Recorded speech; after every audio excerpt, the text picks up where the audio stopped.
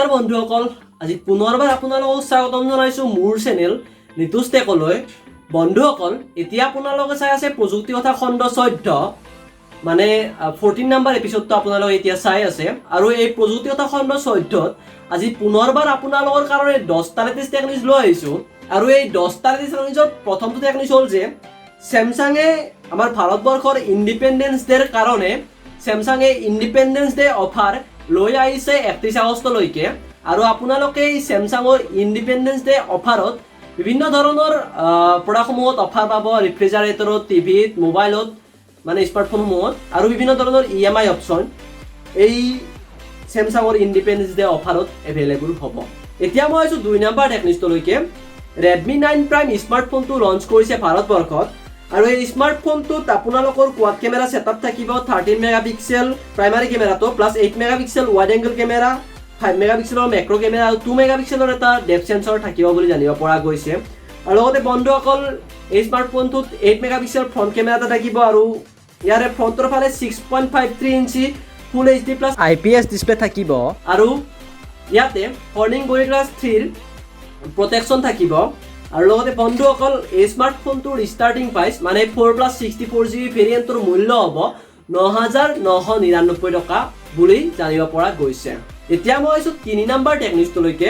বন্ধুসকল, Sony WF-1000XM3 নামৰ এয়াৰবাডছটো launch হৈছে ভাৰতবৰ্ষত। আৰু এই এয়াৰবাডছটোত লঞ্চ হৈছে ANC ছাপোৰ্টৰ সৈতে মানে এক্টিভ নইজ কেনচেলিঙৰ সৈতে। আৰু বন্ধুসকল, আপোনালোকে যদি এই এক্টিভ নইজ কেনচেলিংটো টাৰ্ন অন কৰি পেলাই এই এয়াৰবাডছটো ইউজ কৰে, তেতিয়াহ'লে আপোনালোকে এয়াৰবাডছটো 24 ঘণ্টা পৰ্যন্ত চলাব পাৰিব, মানে ইউজ কৰিব পাৰিব। আৰু যদি আপোনালোকে নইজ কেনচেলেশ্যনটো অফ কৰি ৰাখে, তেতিয়াহ'লে আপোনালোকে 32 ঘণ্টা পৰ্যন্ত এই এয়াৰবাডছটো ইউজ কৰিব পাৰিব। আৰু লগতে এই এয়াৰবাডছটোৰ মূল্য হৈছে 19,999 টকা। আৰু যদি আপোনালোকে 10 দিনৰ ভিতৰত এয়াৰবাডছটো কিনিবলৈ যায়, তেতিয়াহ'লে আপোনালোকে 17,999 টকাত পাব বুলি জানিব পৰা গৈছে। বন্ধুসকল, এতিয়া মই আছো 4 নম্বৰ টেক নিউজলৈকে। ইউটিউব মিউজিকত এতিয়া গুগল এছিষ্টেণ্ট ছাপোৰ্ট নামৰ ফিচাৰ্ছটো এড কৰিছে, যাৰ জৰিয়তে আপোনালোকে ভইচ কমাণ্ড দি পেলাই ৰেকমেণ্ডেড মিউজিকসমূহ প্লে কৰিব পাৰিব। বন্ধুসকল, এতিয়া মই আছো 5 নম্বৰ টেক নিউজলৈকে। জিবৰ্ডত এতিয়া স্মাৰ্ট ৰিপ্লাই, GIF চাৰ্চ আৰু ষ্টিকাৰ ছাজেশ্যনৰ দৰে ফিচাৰ্ছসমূহ দিবলৈ টেষ্টিং কৰি আছে এণ্ড্ৰইড ডিভাইচসমূহত। আৰু এই স্মাৰ্ট ৰিপ্লাইজ হৈছে আপোনালোকৰ মানে ধৰি লওক আপোনালোকক কোনোবাই মেছেজ পঠিয়াইছে, আপোনালোকৰ মেছেজ টাইপ কৰিবলৈ মন নাই, জাষ্ট আপোনালোকে ইয়েছ বা আই উইল ডু ইট সেনেকুৱা ধৰণৰ মেছেজ আপোনালোকে আগতে ছেট কৰি থৈ দিব পাৰিব। আৰু জাষ্ট ক্লিক কৰি দিলে হ'ল, আপোনালোকে মেছেজটো তাত পঠিয়াই দিব পাৰিব। আৰু GIF চাৰ্চটো আপোনালোকৰ এনেকুৱা ধৰণৰ, ধৰি লওক আপোনালোকক কোনোবাই মেছেজ পঠিয়াইছে আৰু আপোনালোকে GIF এখন পঠিয়াব, যোনে আপোনালোকক মেছেজ পঠিয়াইছে। আৰু আপোনাক ধৰি লওক লাভ ৰিলেটেড GIF লাগে, আপোনালোকে জাষ্ট তাতে GIF-ত যেতিয়া দিবৰ কাৰণে GIF অপশ্যনটো ক্লিক কৰিব, তেতিয়া আপোনালোকে জাষ্ট তাতে চাৰ্চ বাৰ এডাল আহি যাব। আৰু তাতে আপোনালোকে লাভ টাইপ কৰি পেলাই চাৰ্চ কৰি দিলে হ'ল, লাভ ৰিলেটেড GIF বিলাক আপোনালোকৰ তাতে আহি যাব, জাষ্ট ক্লিক কৰি পেলাই পঠিয়াই দিব পাৰিব। আৰু ষ্টিকাৰ ছাজেশ্যন, ধৰি লওক আপোনাক কোনোবাই মেছেজ পঠিয়াইছে, ফানি মেছেজ, আৰু তেতিয়া গুগল কীবৰ্ডখনত অট'মেটিকেলি ষ্টিকাৰ কিছুমান মানে ফানি টাইপৰ ষ্টিকাৰ কিছুমান ছাজেশ্যন লিষ্টত আহি যাব, আৰু আপুনি জাষ্ট ক্লিক কৰি পেলাই পঠিয়াই দিব পাৰিব। বন্ধুসকল, এতিয়া মই 6 নম্বৰ টেক নিউজলৈকে। বন্ধুসকল, এইটো খবৰ আহি পৰিছে লাভাৰ পৰা। লাভা Z66 স্মাৰ্টফোনটো লঞ্চ হৈছে ইণ্ডিয়াত। আৰু এই স্মাৰ্টফোনটোৰ ষ্টাৰ্টিং প্ৰাইচ হৈছে 7,777 টকা। আৰু এই স্মাৰ্টফোনটোত এণ্ড্ৰইড 10 থাকিব। লগতে এই স্মাৰ্টফোনটোত 3,950 mAh বেটাৰী এটা সংযুক্ত থাকিব।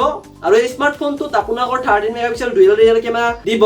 আৰু লগতে বন্ধুসকল, এই স্মাৰ্টফোনটোত 6.08 ইঞ্চিৰ HD প্লাছ নচ ডিসপ্লে থাকিব বুলি জানিব পৰা গৈছে। বন্ধুসকল, এতিয়া মই 7 নম্বৰ টেক নিউজলৈকে। IQ5 সিৰিজৰ স্মাৰ্টফোনটো 120 ওয়াট চাৰ্জিং টেকনলজিৰ সৈতে 17 আগষ্ট তাৰিখে চাইনাত লঞ্চ হ'ব বুলি জানিব পৰা গৈছে। বন্ধুসকল, এতিয়া মই 8 নম্বৰ টেক নিউজলৈকে।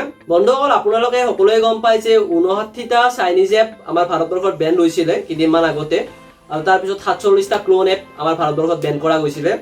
আৰু বন্ধুসকল, এতিয়া বাইডু আৰু ৱেবো এই দুটা চাইনিজ এপ আমাৰ ভাৰতবৰ্ষত বেন হৈছে।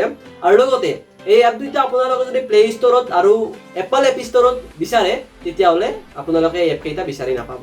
বন্ধুসকল, এতিয়া মই 9 নম্বৰ টেক নিউজলৈকে।